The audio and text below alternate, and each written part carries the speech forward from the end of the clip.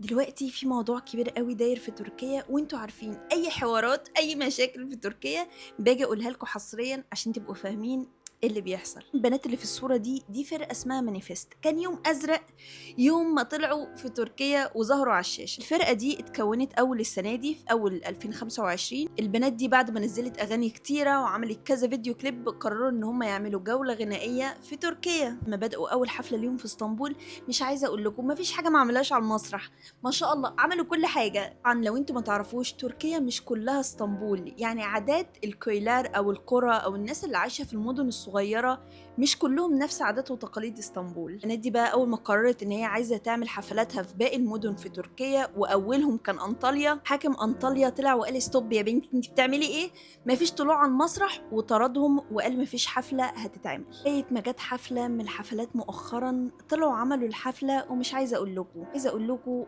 ايه اللي ما عملوهوش في الحفله. النائب العام التركي ان هو يفتح تحقيق رسمي معاهم ويتهمهم بان هم بيفسدوا المجتمع واخلاق المجتمع. من هنا بدات حملات دعم كبيره قوي لنجوم الاتراك للبنات دي، ومن اشهرهم ايبوكي. والله لا اطلع ادعمهم واقول لهم كلمه مستفزه قوي، اقول لهم طالما بيعملوا معاكم كده يبقى انتوا في الطريق الصح. الناس كلها قعدت تهاجمها هجوم شرس، والناس كلها قعدت تقول الست دي مش لازم تمثل في مسلسل الخليفه اللي هي تشترك فيه قريب. ما يمنعش البنات دي مشهوره قوي دلوقتي، والتذاكر بتاعتهم بتتباع بطريقه سريعه جدا، يعني